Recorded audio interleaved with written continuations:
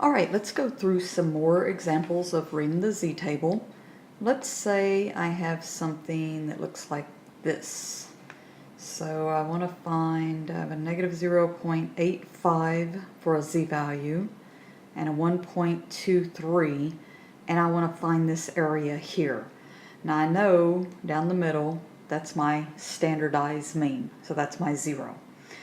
So if you notice, the way the tables are designed is the negative probability are values to the left of your z.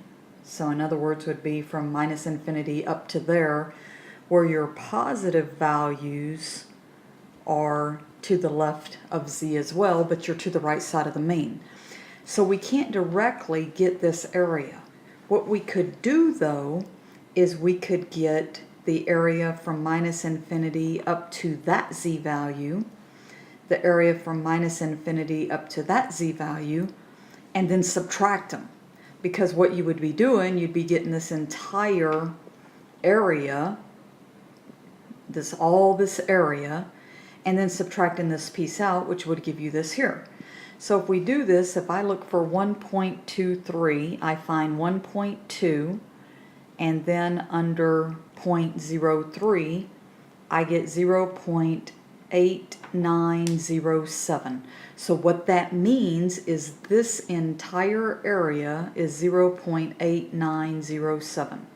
Well, let's see what I'm going to subtract out. So I look up a negative 0.8, and then under the 5, and I get 0.1977. So this area is 0.1977. If I subtract the two, then that gives me this area that I'm interested here in the middle. Okay, so that's a way to get an area between two z-scores. Well, what if, let's see if I can, get some of this stuff to delete. There we go. Delete. All right.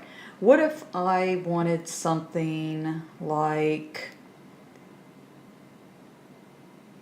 I want to know what this z value is, and this area to the right here now is 0.7517, and I want to find the z value.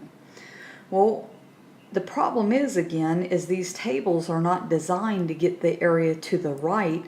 They're designed to get the area to the left. Well, the entire curve, the entire area under this bell-shaped curve adds up to 1. So if I took this entire area, which is 1, and I subtracted 0.7517, I get 0.2483, which is this piece here. And you might say, well, but that's not this area. But I'm not looking for this shaded region. I'm looking for the z value. So the 0.2483 actually works. So what I do is I look within the table and I find the value closest to 0.2483. And unfortunately, you're going to see I knocked off that line right here. So you're going to have to look it up in your table, which gives you practice looking up in your table. And you should get a z value of negative 0.68.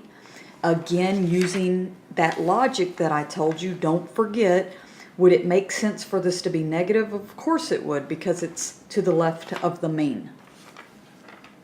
All right, so let's just do one more. Is if I have, let's get rid of that, a normal area, meaning that I want to know what this area, or this area is 0.8599, and I want to know what that z value is.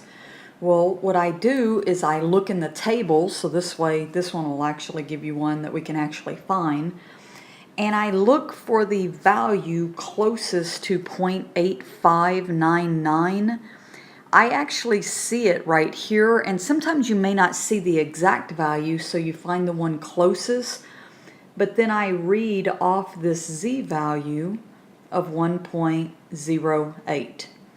Okay, so that's what I was doing on this other one that unfortunately you couldn't see the values because I cut it off. But again, gives you some practice of reading the table, and this is so important that you get this down of the reading of this table.